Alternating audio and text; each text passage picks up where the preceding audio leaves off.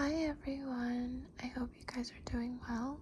I know it's been a very long time since I've posted anything, but I thought I would read to you guys today. And this is a book I've had since middle school. It's like Grimm fairy tales. And this story is called The Pink. There was once on a time a queen to whom God had given no children. Every morning she went into the garden and prayed to God in heaven to bestow on her a son or a daughter. Then an angel from heaven came to her and said, "Be at rest, thou shalt have a son with the power of wishing, so that whatsoever in the world he wishes for, that shall he have." Then she went to the king and told him the joyful tidings. And when the time was come, she gave birth to a son, and the king was filled with gladness. Every morning she went with the child to the garden where the wild beasts were kept, and washed herself there in a clear stream. It happened once, when the child was a little older, that it was lying in her arms, and she fell asleep. Then came the old cook, who knew that the child had the power of wishing, and stole it away. And he took a hen and cut it in pieces, and dropped some of its blood on the queen's apron and on her dress. Then he carried the child away to a secret place, where a nurse was obliged to suckle it. And he ran to the king and accused the queen of having allowed her child to be taken from her by the wild beasts. When the king saw the blood on her apron, he believed this, fell into such a passion that he ordered a high tower to be built, in which neither sun nor moon could be seen, and had his wife put into it and walled up. Here she was to stay for 7 years without meat or drink, and die of hunger. But God sent 2 angels from heaven in the shape of white doves, which flew to her twice a day and carried her food until the 7 years were over. The cook, however, thought to himself, "If the child has the power of wishing and I am here, he might very easily get me into trouble." So he left the palace and went to the boy, who was already big enough to speak, and said to him, "Wish for a beautiful palace for thyself, with a garden and all else that pertains to it." Scarcely were the words out of the boy's mouth when everything was there that he had wished for. After a while, the cook said to him, "It is not well for thee to be so alone. Wish for a pretty girl as a companion." Then the king's son wished for one, and she immediately stood before him, and was more beautiful than any painter could have painted her.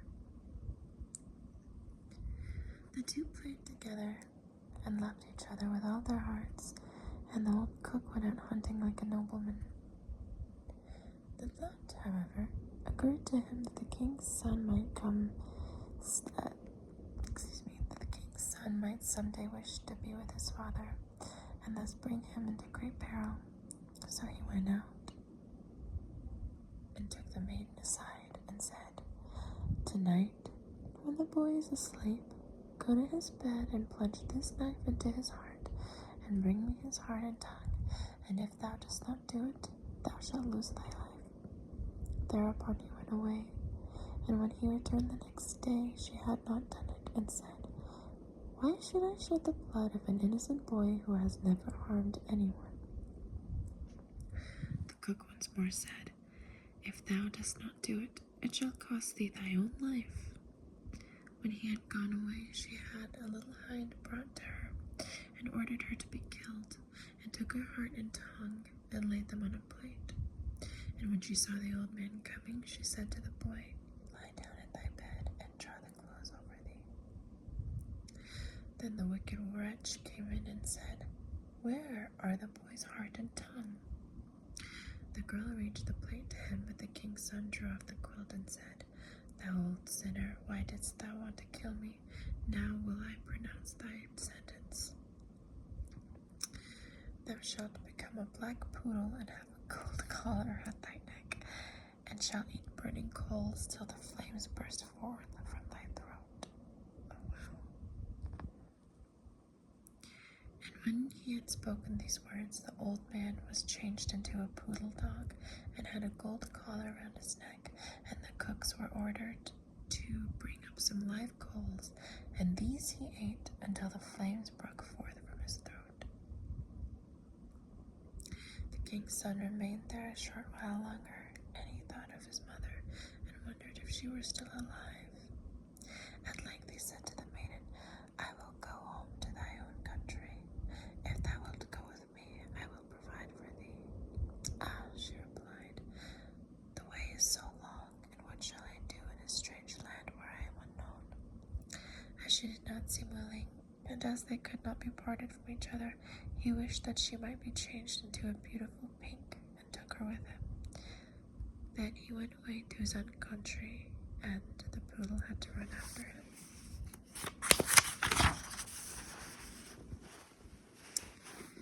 He went to the tower in which his mother was confined, and as it was so high, he wished for a ladder which would reach up to the very top. Then he mounted up and looked inside and cried, Beloved mother, lady queen, are you still alive or are you dead? She answered, I have just eaten, and I am still satisfied. For she thought the angels were there. Said he, I am your dear son, whom the wild beasts were said to have torn from your arms. But I am alive still, and will speedily deliver you. Then he descended again, and went to his father, and caused himself to be announced as a strange huntsman, and asked if he could give him a place. And the king said yes, if he was skillful and could get game for him, he should come to him, but that deer had never taken up their quarters in any part of the district or country. Then the huntsman promised to procure as much game for him as he possibly could use at the royal table. So he summoned all the huntsmen together and bade them go out into the forest with him. And he went with them and made them form a great circle. Over him went in where he stationed himself and began to wish. 200 deer and more came running from the inside circle at once, and the huntsman shot them. Then they were all placed on 60 country carts and driven home to the king, and for once he was able to deck his table with game after having none at all for years. Now the king felt great joy at this and commanded that his entire household should eat with him the next day, and made a great feast. When they were all assembled together, he said to the huntsman, As thou art so clever, thou shalt sit by me. He replied, Lord King, your majesty must excuse me. I am a poor huntsman. But the king insisted on it and said, Thou shalt sit by me, until he did. Whilst he was sitting there, he thought of his dearest mother and wished that one of the king's principal servants would begin to speak of her, and would ask how it was faring with the queen in the tower, and if she were alive still or had perished. Hardly had he formed the wish than the marshal began, and said, Your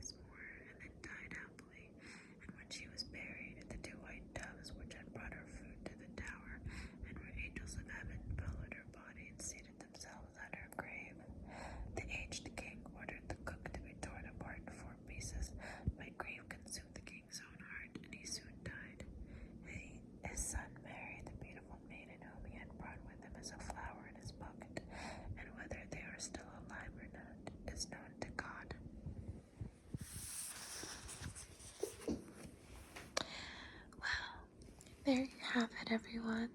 If you're asleep by now, I wish you beautiful dreams. If you're still awake, feel free to watch my other videos, or actually, you know what? I'm gonna start posting at least one video of me reading or doing something per day, because during quarantine, I'm really, really bored and I need something to do. So, thank you guys for watching my video.